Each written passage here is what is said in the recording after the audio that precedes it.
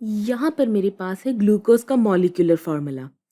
अगर मैं कहूँ कि ये मेरे पास ख़ालिस ग्लूकोज़ का ढेर है और मैं आपको इसका मास ना बताऊँ, तो क्या आप मुझे इसका ये वाला मॉलिक्यूलर फ़ॉर्मूला देखकर बता सकते हैं कि इसके अंदर कार्बन कितना होगा?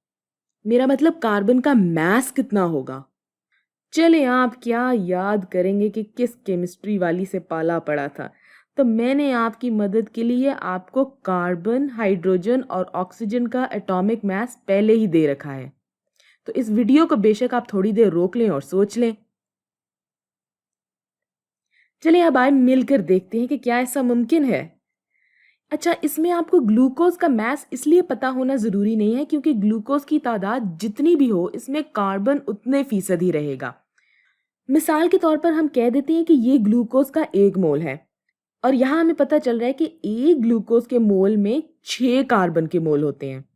और ये देखने के लिए कि कार्बन कितने फीसद है, हमें चाहिए होगा 6 कार्बन के मोल का मास, जिसको हम तकसीम कर देंगे ग्लूकोज के 1 मोल के मास के साथ।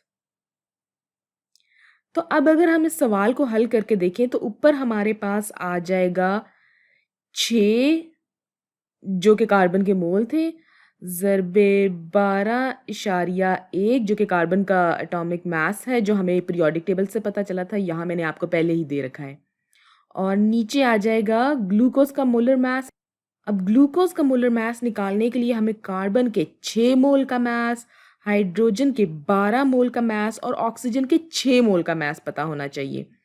तो ये आ जाएगा 6 ज़रबे 12.01, बिल्कुल उसी तरह जिस तरह ऊपर है, और जमा 12 ज़रबे 1.008 जो कि हाइड्रोजन का एटॉमिक मास है, और जमा 6 ज़रबे 16 जो कि ऑक्सीजन का एटॉमिक मास है।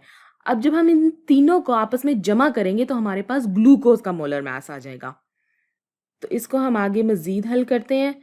तो ये मुझे काफ़ी लंबा हिसाब किताब लग रहा है। क्या मुझे कैलकुलेटर निकाल लेना चाहिए? नहीं, आज मैं ये कैलकुलेटर के बगैर ही आपको करके दिखाऊँगी। तो अच्छा, अब ये है 6 ज़रबे 12.0, ये हो जाएगा अ 72.06 और नीचे वही आ जाएगा 72.06 जमा ये आ जाएगा 12.096 जमा 6 ये हो जाएगा 96.00।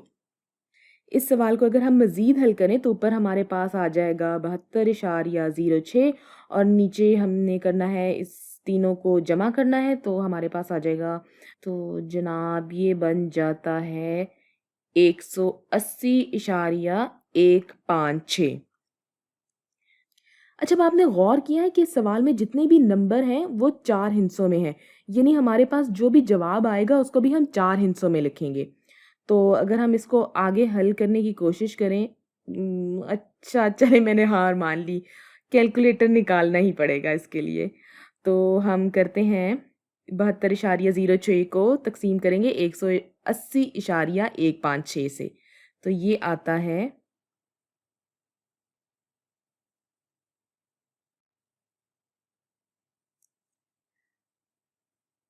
अब जैसा हमने कहा था कि हमें जवाब चाहिए 4 हिस्सों में, तो इसको जब हम 4 हिस्सों में करेंगे तो हमारे पास जवाब आएगा 0.4000 और अगर हम इसको फ़ीसद में तब्दील करना चाहें तो ये हमारे पास आएगा 40%, यानी ग्लूकोज़ में 40% कार्बन मौजूद होता है। तो देखा, जैसे मैंने कहा था कि हमें ग्लूकोज़ की तादाद इसमें मालूम हो या ना हो, हम फिर भी ये बता सकते हैं कि कार्बन कितने फ़ीसद इसमें मौजूद होगा। तो आपने देखा, मैं गलत बयानी नहीं करती, बल्कि जो कहती हूँ वो करके भी दिखाती हूँ।